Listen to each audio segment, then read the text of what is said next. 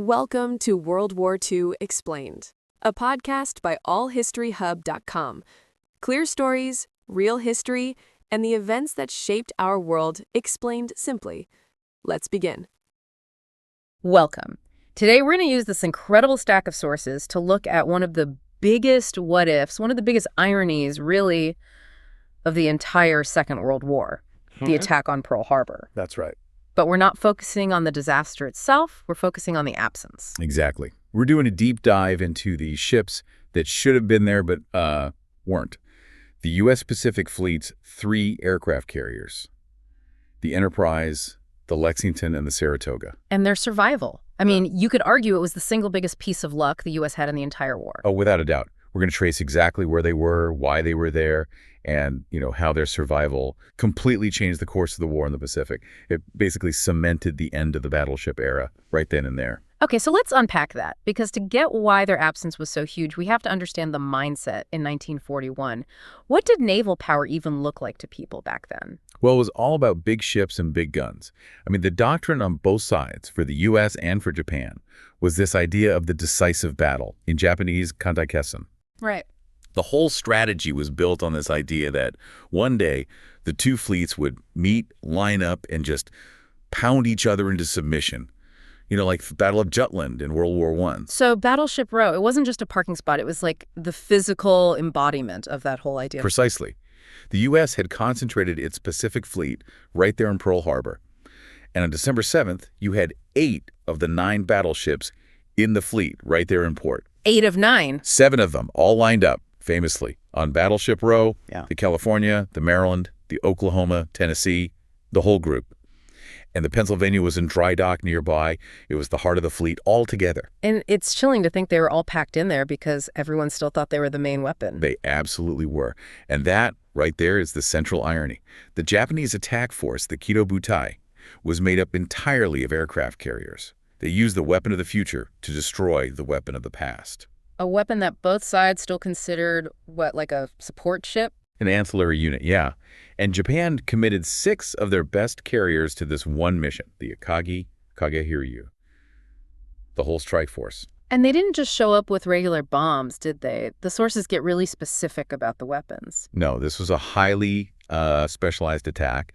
They actually modified their Type 91 torpedoes with these little wooden fins so they could run in the shallow waters of the harbor. Which a lot of U.S. planners thought was impossible. Totally impossible. And the bombs they used to pierce the battleship decks, they were literally modified 16-inch battleship shells. Everything was custom built for one job, sinking those battleships. So the focus was absolute. But here's a question. If the goal was just to cripple the fleet for 6 months and carriers were seen as secondary, why risk the entire Kido Butai? That's the key, because even though they were secondary targets, they were the only weapon that could actually threaten the Kido Butai. Admiral Yamamoto, he was ahead of his time. He knew air power was the future, even if his staff was still obsessed with the old battle line. So he was worried about a counterpunch. He was terrified that the U.S. carriers would survive and immediately start hitting back. He needed them gone. And yet, they weren't there. So if the battleships were all sitting ducks in the harbor, where were the 3 flat tops? Where were Enterprise, Lexington, and Saratoga? Their absence was this incredible mix of smart strategic decisions and just pure dumb luck. The official reason is they were away on higher priority national tasking. Meaning they were reinforcing the outer island bases? Right. Tensions were high. Everyone knew something was coming. And so the Navy was trying to beef up its defenses on these little atolls far out in the Pacific. Okay, so let's track them. Starting with the Saratoga, she was the furthest away, right? Yeah, Saratoga's the easy one. She was never in any danger. She was thousands of miles away on the West Coast, just finishing up a big overhaul at Puget Sound. On the morning of the 7th, she was literally just pulling into San Diego to pick up her air group, completely out of the picture. Okay, 1 down. Then you have the Lexington. Lexington had left Pearl just 2 days before, on December 5th. Her mission was purely logistical. She was ferrying a squadron of Marine dive bombers out to Midway Atoll. So on the morning of the attack, she's about 500 miles southeast of Midway. Way too far to be a target, way too far to help. But the Enterprise, that's where the story gets really, really close. It is. The Enterprise, she's the real near miss. She'd been gone the longest, sailing under Admiral Bull Halsey since November 28th. Same kind of mission, delivering Marine fighters, but this time to Wake Island. She had just dropped them off and was steaming full speed back to Pearl. And this is where the conspiracy theories always pop up, that someone in Washington knew the attack was coming and hustled the carriers out to save them. The operational facts just don't hold up to that. I mean, first, the intel at the time suggested an attack in the Philippines or somewhere in the Western Pacific, not Hawaii. Right. And even more telling, Halsey on the Enterprise was operating under strict war orders. He was told to sink any submarine he saw. The man was geared up for combat, not hiding. And I think the most compelling piece of evidence against the conspiracy is actually about the battleships themselves. That's such a crucial detail from the sources. Halsey himself, on his way back, had ordered 3 of the battleships, the Nevada, the Oklahoma, and the Arizona, to return to Pearl Harbor on December 6th. The day before the attack. The day before. I mean, if there's some grand conspiracy to save the valuable ships, why is your most aggressive admiral actively ordering the biggest targets back into the kill zone just hours before the attack? It just doesn't add up. So the command decisions were logical for the time, reinforced the outposts, but the result was this concentration of battleships while the carriers were, by chance, scattered. And the luck involved with the Enterprise is just staggering. She was scheduled to be back in port, tied up at Ford Island on December 6th. A day early. A day early. But a storm, just heavy seas, delayed her return. When the first Japanese bombs started falling, she was only 215 miles west of Oahu. She missed being destroyed by, maybe 12 hours? And that close call had an immediate tragic consequence. It did. Enterprise sent a flight of its scout planes ahead to land at Pearl before the main ship got in. They flew right into the middle of the attack. Oh my God. They were fired on by everyone, by the Japanese Zeros, and tragically, by jumpy American anti-aircraft gunners on the ground who saw a plane and just started shooting. Several were shot down. They were the first naval aviation casualties of the war. So the Kido Butai, under Admiral Nagumo, arrives. They see Battleship Row in flames, but the carrier berths are empty. What was his reaction? Alarm. Pure and simple. Tactically, he's just pulled off one of the most stunning victories in naval history. But strategically, his most important targets are gone. They're in the wind. Exactly. And he has no idea where they are. He radios back that the location of the American carriers is uncertain. And that uncertainty, that little piece of doubt, it just poisons the whole operation for him. And that leads directly to probably the most debated decision of the entire attack, canceling the third wave. Nagumo pulls back after just 2 strikes, even though his forces are still in pretty good shape. Why pull back when you have them on the ropes? It was a collision of old-school doctrine and, frankly, fear. He had 2 main reasons. First, he figured he'd done enough damage to the battleships, which were his primary objective. American AA fire was getting heavier, and he didn't want to risk losing more planes. Okay, that's logical risk management. It is. But the second reason was the decisive one. He was terrified of the missing carriers. The counterstrike. Exactly. His biggest fear was that while his planes were off hitting the oil tanks or the sub-pens in a third wave, the Enterprise would pop up over the horizon and launch a surprise attack on his fleet. And if he lost 1 or 2 of his carriers? The whole victory would be meaningless. So he chose to protect his own precious flat tops and get out of there. He preserved his force, which he saw as the higher priority. And that decision, which was driven by the absence of the U.S. carriers, ends up being Japan's single greatest mistake of the day. Oh, absolutely. Because by pulling back, he left all the logistical infrastructure completely untouched. The huge fuel tank farms, the repair shops, the dry docks, the submarine base, all of it. Let's just focus on that fuel for a second. Your sources detailed just what a catastrophe it would have been if those tanks had gone up. The oil storage at Pearl Harbor was the largest in the entire Pacific. We're talking about almost 5 million barrels of fuel oil.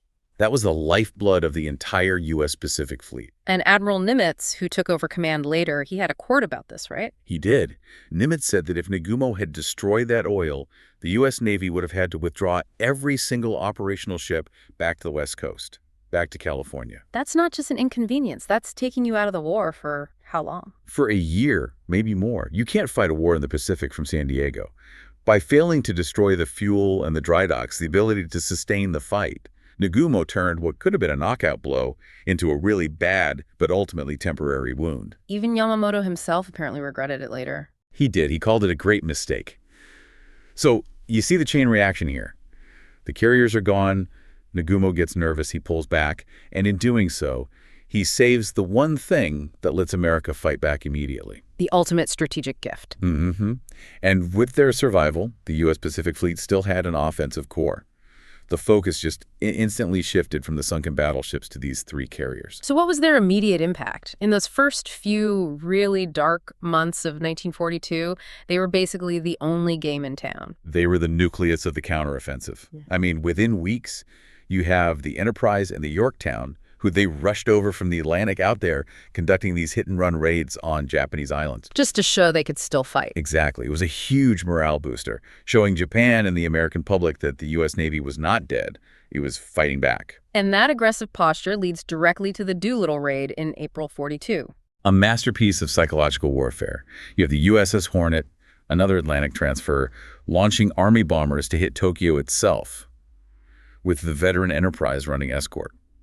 Materially, it did almost no damage, but psychologically, it was devastating to the Japanese high command. Because it proved the homeland was vulnerable. And that fear is what forces Yamamoto's hand.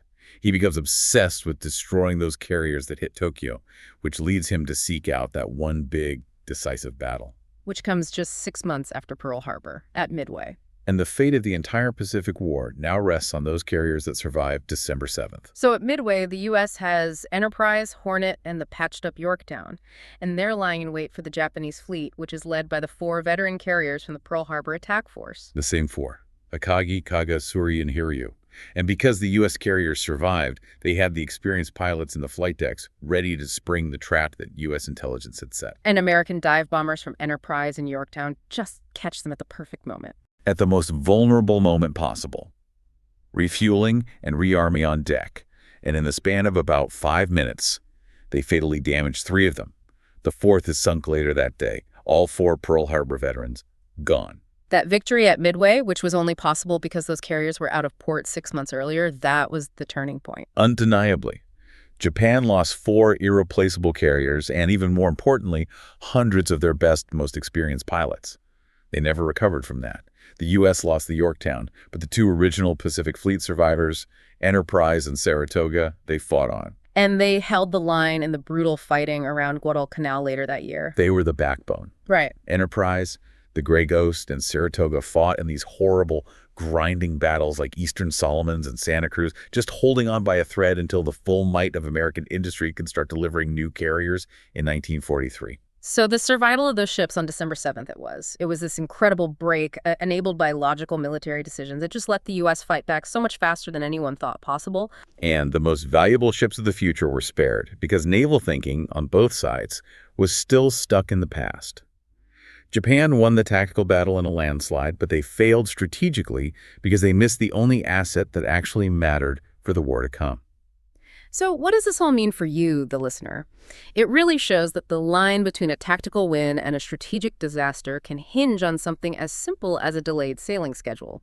The consensus is that even if the carriers had been sunk, U.S. industry would have eventually won the war. But losing them and the fuel depot, that could have easily added another year, maybe more, of brutal fighting. The absence of just 3 ships really shaped the timeline of the entire war. And it leaves you with this one last provocative thought from our sources. The attack was all about the flashy targets, right? The ships and the planes. But what if Japan had used just a fraction of its resources that day to hunt down the U.S. submarine fleet, which they mostly ignored? Or what if they destroyed the torpedo depots and the sub-maintenance facilities? You know, the U.S. submarine campaign started inflicting devastating losses on Japanese shipping almost immediately. How much harder would that have been without a fully functional base at Pearl?